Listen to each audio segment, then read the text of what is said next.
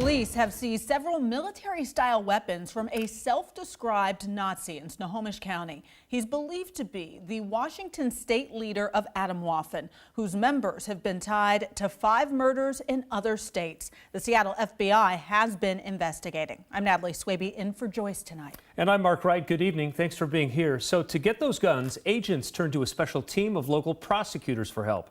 King 5's Chris Ingalls, our investigator, is here to explain why in this exclusive investigation. Chris. Yeah, Mark, Natalie, the Atomwaffen division is believed to be a small group, but they are big on the threat of violence. Law enforcement has been watching and now, in a first-of-its-kind case, taking action.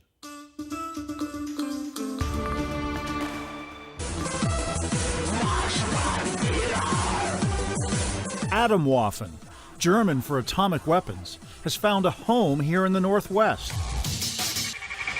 The group's online videos show masked members striking the Nazi salute on overpasses above Interstate 5. More recently, Washington has become a weapons training ground, in particular abandoned buildings like Devil's Tower outside the city of Concrete in Skagit County.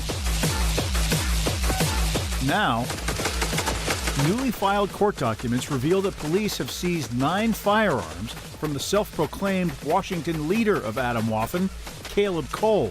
Because of his clear adherence to a neo-Nazi group that advocates accelerating what they believe to be a coming race war. Seattle City Attorney Pete Holmes says federal authorities have been monitoring Kaleb Cole.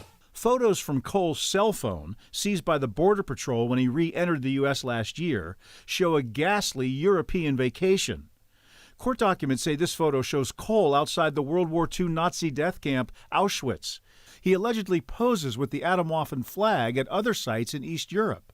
And there's this photo posing armed with his girlfriend, who is Canadian. A U.S. Customs report says this year, Cole was deported and is barred from visiting Canada for life after admitting to his involvement in Atomwaffen. This is a hate-filled human being, but unfortunately one who possesses really alarming numbers of weapons. Holmes says his office got involved when approached by the Seattle FBI.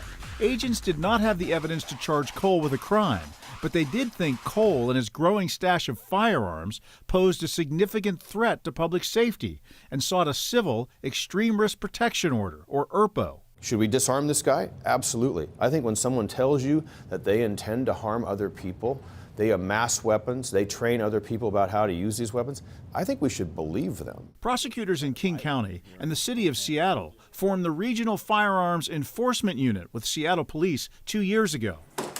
Since then, they've used court-authorized weapon surrender orders to seize nearly 1,100 firearms, mostly from domestic abusers, but also those who pose a public threat. The fact that the federal government came to us, federal law enforcement, there's no other mechanism like our firearms unit that's in existence. There's no one else in the state of Washington doing this.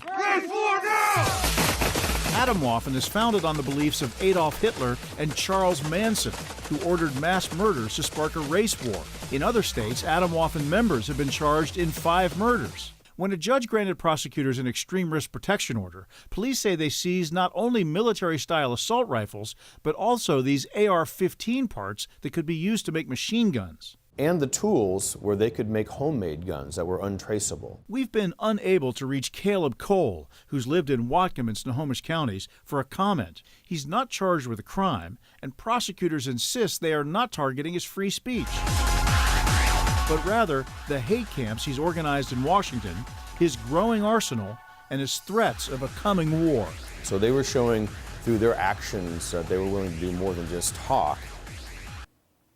The FBI wouldn't comment for this story, but there are a couple of significant things here. First, this is the first time in our state, and one of the first in the nation, where the feds have tapped a state's red flag laws, as these are called, to seize a suspect's gun. City Attorney Pete Holmes says it shows how far things have come since he first envisioned the Firearms Enforcement Unit in 2017. Now they don't have to wait for a crime to happen. They can use a civil gun seizure if they can convince a judge. And even the FBI wants to get in on that. That's what we learned from a case like this. So it's a civil matter, and Kaleb has not been arrested. He is not arrested. Okay. He is only basically charged by lawsuit in a thing that allows them to remove his weapons. All right, and so we see in your piece the video of training. How big of a group is this? According to published reports, ProPublica has done some excellent work on this group. It's pretty small, maybe 100 members across the country, maybe more than that. It's really hard to tell. Not a huge group, but an increasing threat that the FBI is clearly worried about. Okay, Chris, thank you.